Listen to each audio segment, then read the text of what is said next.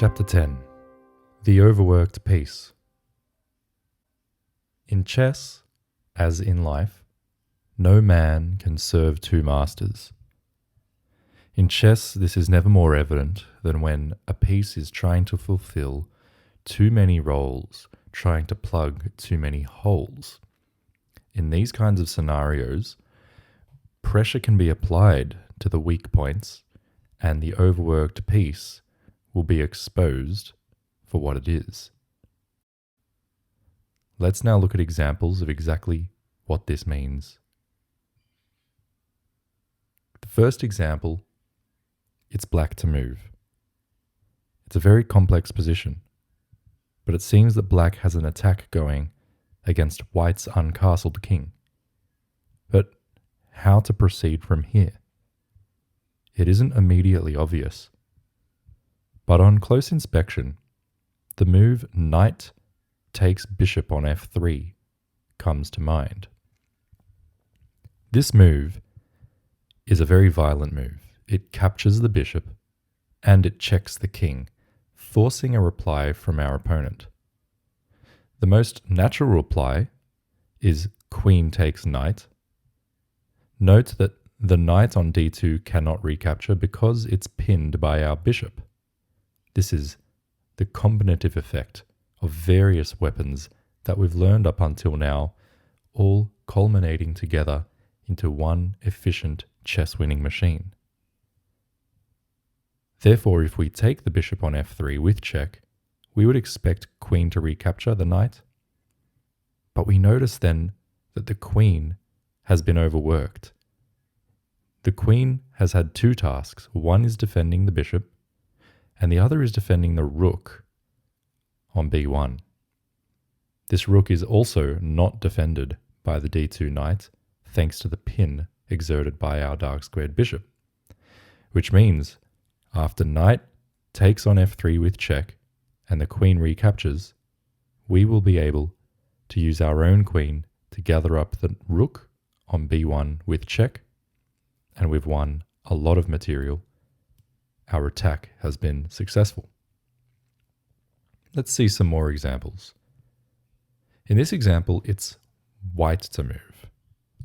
We have a good position, and by considering some of our more violent moves, we fairly quickly realize that there is one pawn defending two pieces. Specifically, black's e7 pawn is trying to serve both the knight and the bishop. Therefore, we come up with the idea of taking the knight. This violent move essentially requires black to recapture, but in so doing, the overworked pawn abandons the bishop, which we are then able to win. This is the idea of the overworked piece. In this example, it's white to move again, and at first it is difficult to parse out exactly what the complications are here. However, on close inspection, we realize that the rook at h8 is defending both the bishop and the other rook. And we will be able to take one of those pieces. We just have to be careful about which one we take. Clearly, if we take the rook on g8, then black will be able to recapture with his own rook, and everything will be okay from the black perspective. However, if we take the bishop on h7, then we're a bishop to the good, and regardless of whether black recaptures our rook this way or this way, we will then be able to capture the other rook this way or this way. Let's see this in action. Rook takes bishop, and now regardless of which way black recaptures, let's look at this way first. We now take the other rook, which has been left undefended. Or, if instead black had taken this rook, we would take the other rook, which is left undefended. In any case, the rook has been overworked and we found a way to add pressure to its weak point, thereby winning a lot of material and the game. In this example, it is black to move, and again, we have an opportunity to exert a winning influence on the game due to the weaknesses left behind by an overworked piece. But it's very well hidden, the weaknesses in the white position. Not easy at all to see how to exploit the overworked piece. Take some time and consider this position in depth.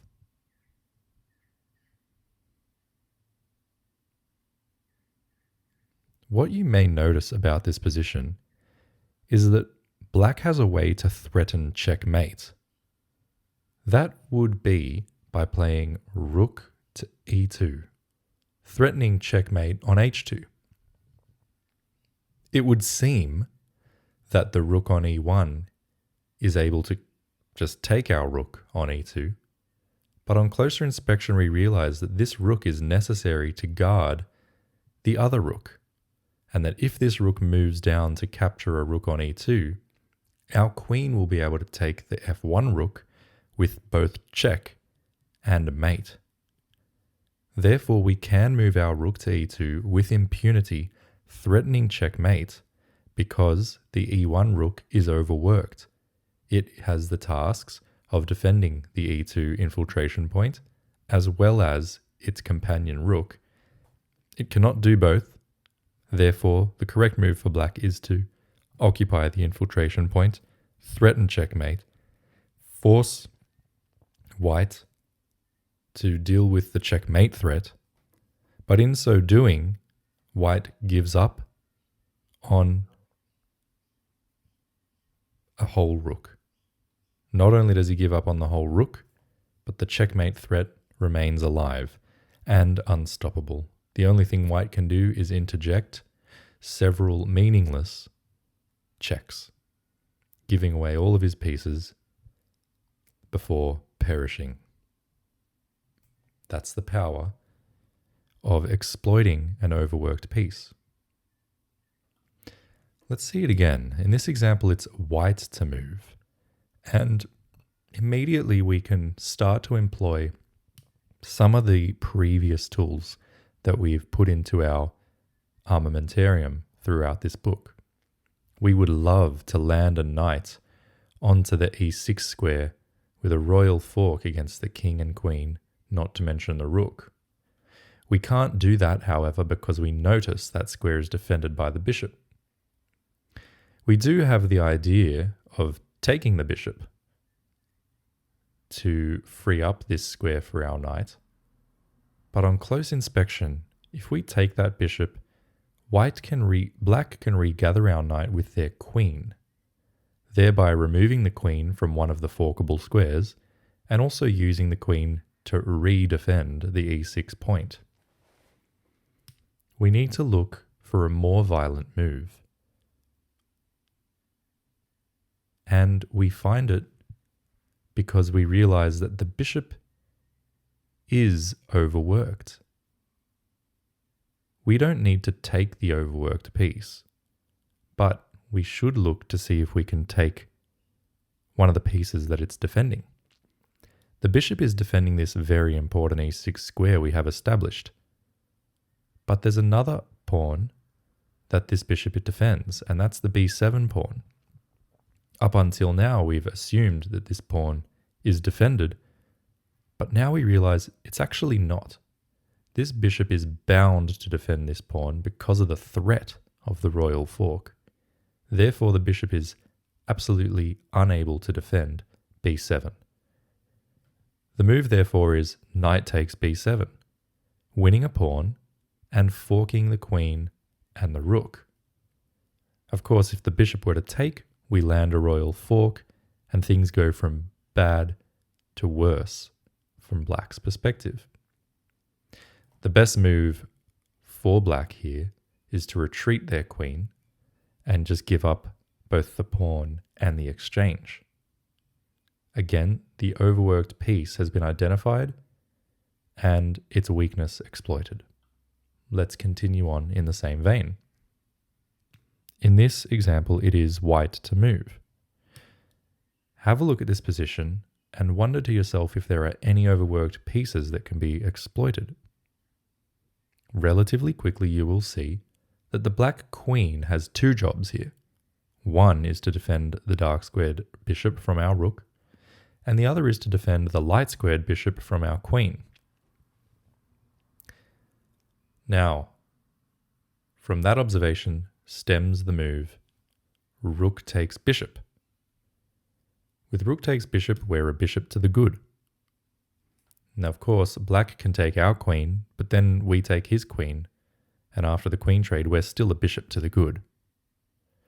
And if the queen takes our rook, we then get to take the other bishop, and now we are two bishops up for the cost of a rook, checking the king, and once the king moves, we get an additional pawn. More than enough compensation for the rook. In this position, which is similar to a position we saw before, black has a good going attack against the uncastled white king. We have this beautiful pin against the knight, which immobilizes the white knight. And we notice that although we no longer have contact with the rook up here, we do notice that the queen is necessary to defend the knight, and also necessary to defend the bishop. Therefore, once again, the queen is overworked, and we can exploit that by taking the knight with check, forcing a reply from our opponent, and then taking the bishop on the next move with check, and it's a fork against the queen and the king. Of course, Stockfish gives a slightly better answer than queen takes bishop.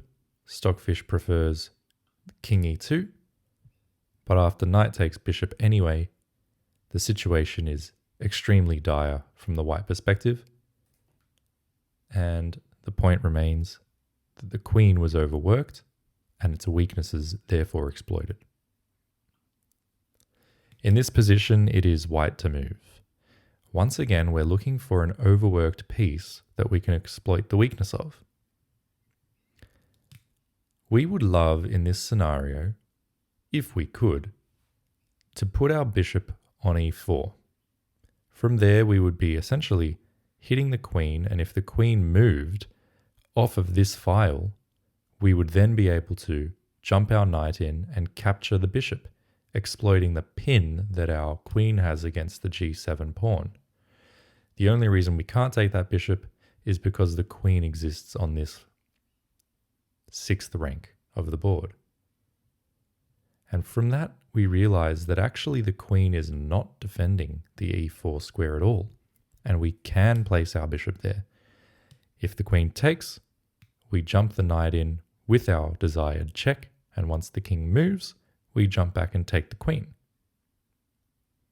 Of course, after bishop e4, the queen need not take. Stockfish recommends queen e6, which is an understandable move.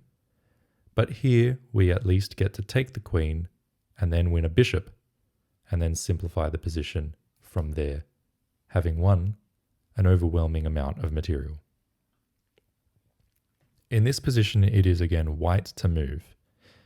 We need to look for an overworked piece. How do we assess this position in that regard? Well, we have a nice attack going against the black king. We might consider such moves as knight to c6 check, hoping that we might have some way to then win the queen. But no matter how we slice the cake, this queen is always defended by the rook on f8. Can we get rid of the rook of f8 in a very forceful fashion, in a way that would leave the queen undefended? Well, yes, we can. Because the rook is tied down to the defense of the queen, that means it is no longer able to defend d8, and we can play our rook to d8. Now, black has two basic options. One is to take our rook, in which case we win the queen. The other option here is to move the king. But in this case, we can actually identify another overworked piece, or the same overworked piece. Because this rook is defending the queen, it's also defending the other rook. And so in this scenario, we can play queen takes queen, which essentially forces rook takes queen, and then we swoop in at the end to pick up the remaining rook and have an overwhelming material advantage with which to win the game. Once again, in this position, we identified that the rook has two roles. One primary role is to defend the queen.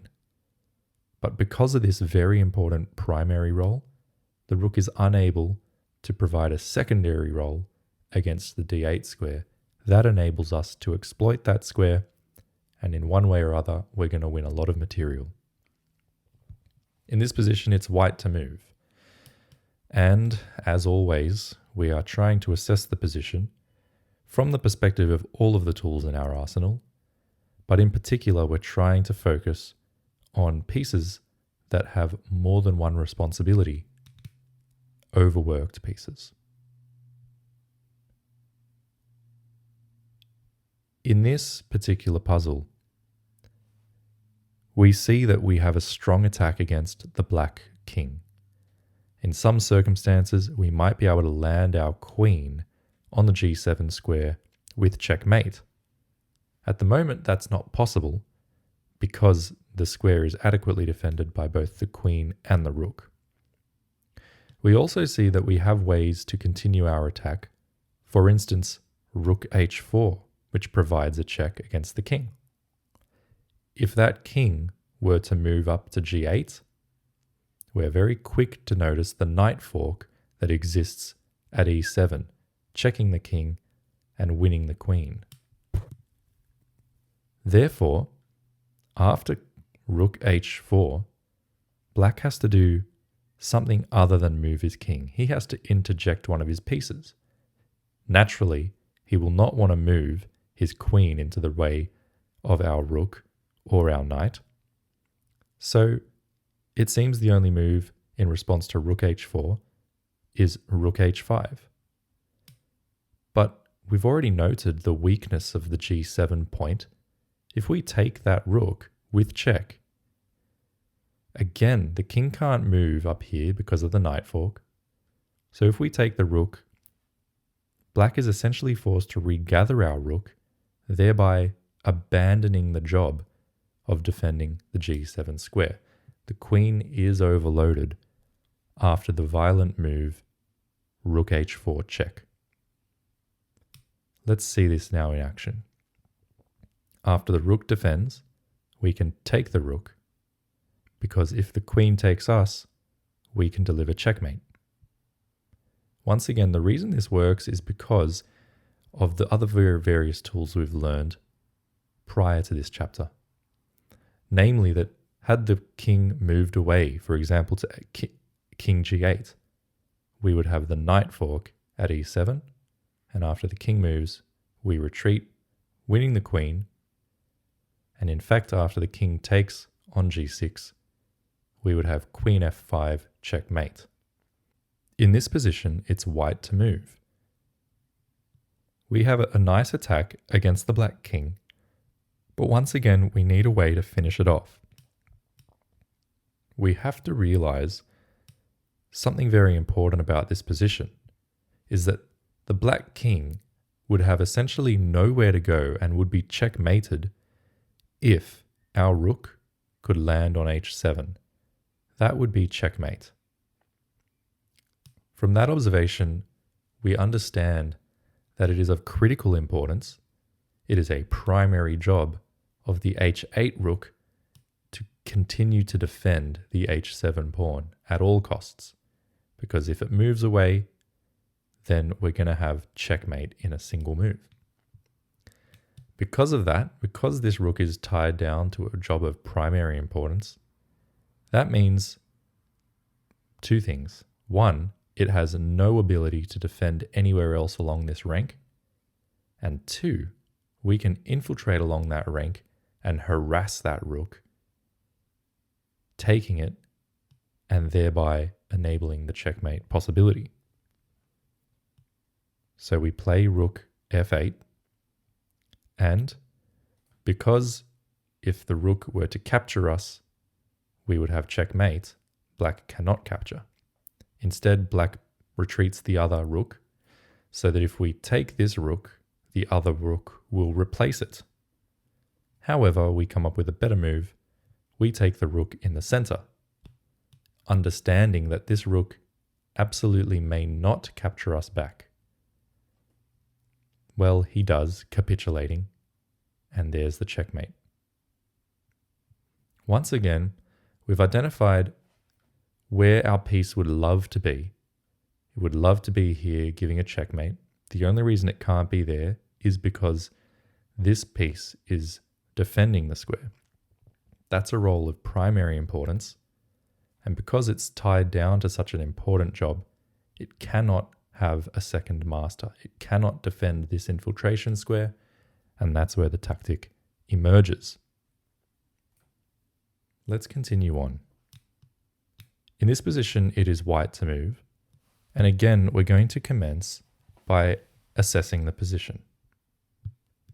In this position, we have a lot of pressure against the f7 square.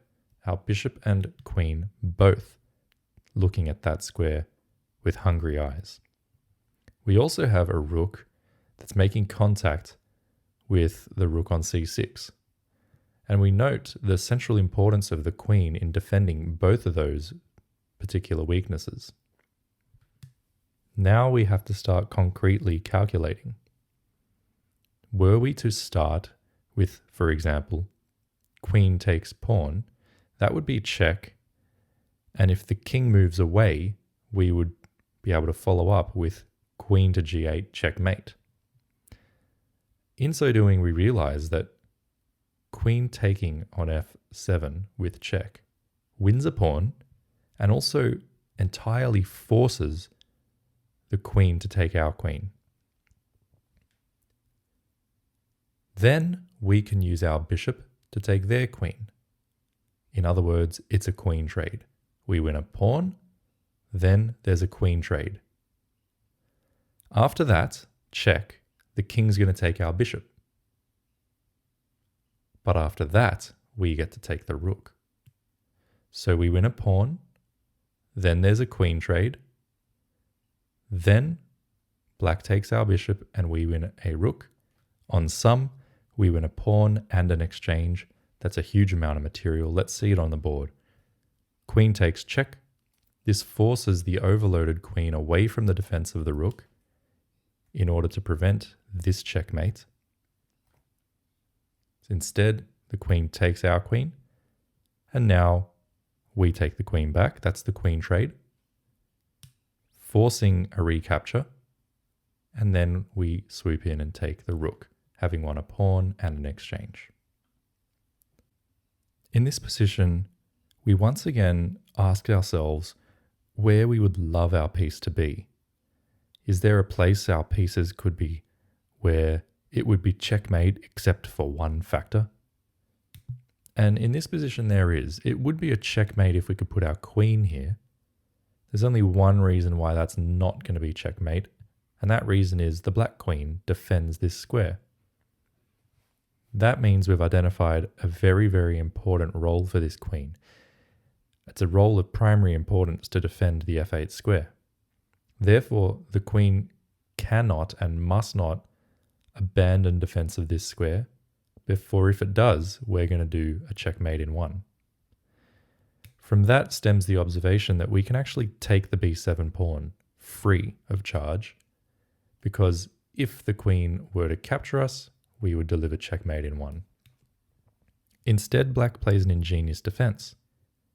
Knight c7, blocking the attack on the queen, and also opening up the rook to contribute to the defense of the f8 square. However, our attack has not fizzled out. If we calculate deeply and accurately, we will see that after we continue by just taking this knight, forcing the queen to come and take, we will then have queen f6 check. Now that king can't move here nor here.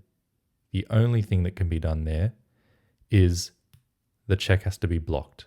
And it can be blocked either by the rook, in which case we can take that rook with our knight, or it has to be blocked by the queen, in which case we can take that queen as well, either with our queen, our rook, but not with our knight because the knight is pinned.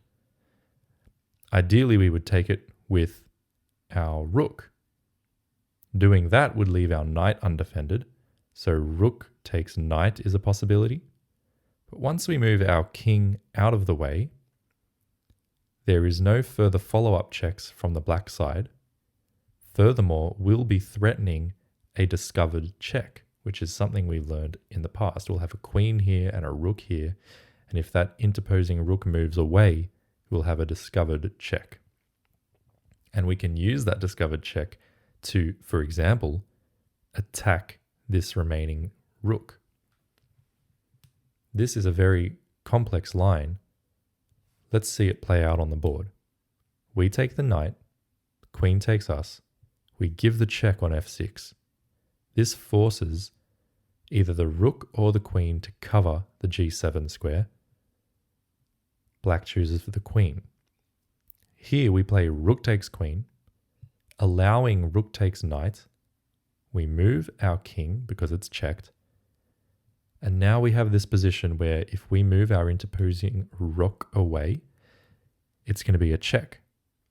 Black comes up with this idea of rook g8. Now, how to proceed from here? We could, of course, take the rook. That would be a double check, forcing the king to move. The king could move by taking our own rook. And then we could play queen to g6 check, which is a double attack, hitting the king and also the rook. And that's one way to do it. Stockfish prefers rook g5 check, also providing an attack against the h5 rook. Here, the king either has to move or the rook has to come here and allow a checkmate. Therefore, the king moves, and we can continue with queen f7 check, which is a double attack against both the king and the rook. Now, it's also an attack against this rook, so it's kind of a triple attack. And no matter what happens on the next move, we're going to deliver the checkmate.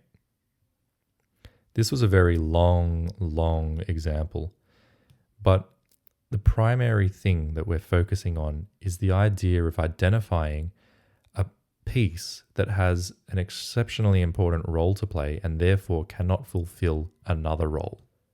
In this case, it was the black queen.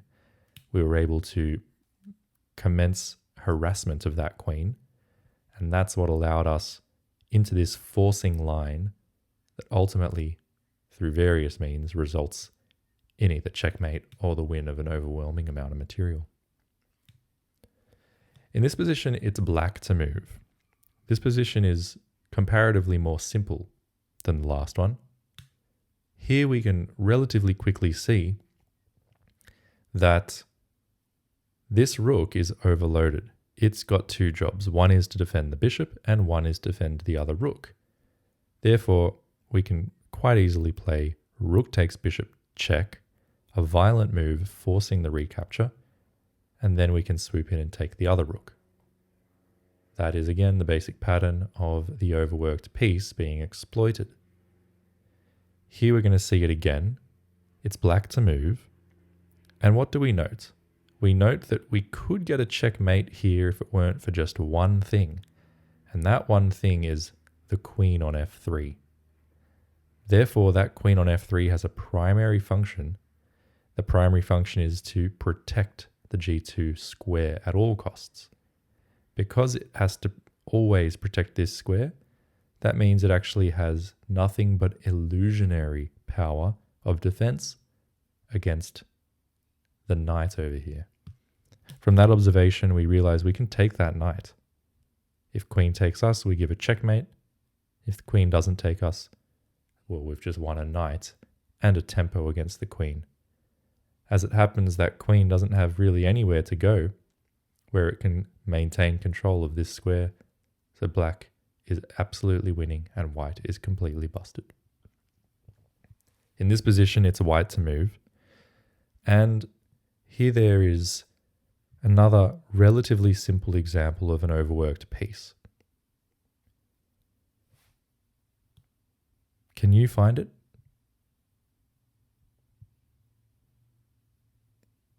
The answer lies in the knight on c6.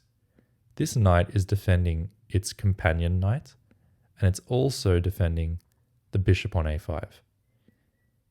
Now, from that observation, we realize that we can take one of those pieces, let's say this knight, and if black recaptures, we're going to be able to take the bishop on a5. If black does not recapture, well, we've just won a piece for free. As it happens, black does recapture and we win the bishop. And in this position, it is once again white to move, and there are really two ways to play this position.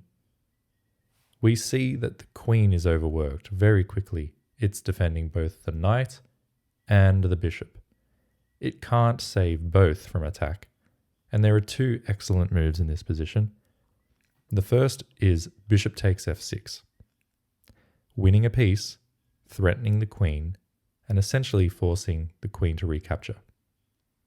But in recapturing, or fulfilling its defensive duties to the knight, the queen has abandoned its defensive duties to the bishop, and we can then take it.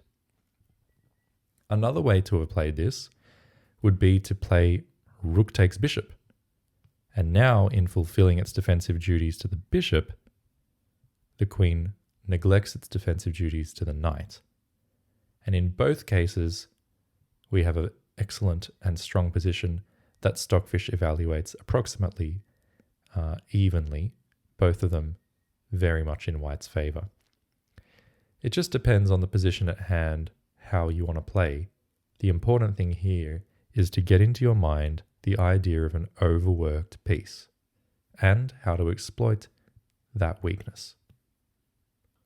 That's the end of this chapter on the overworked piece. As we proceed through the book, we're going to continue adding more tools to our armamentarium. The next one is going to be something called removing the guard. We'll see you then.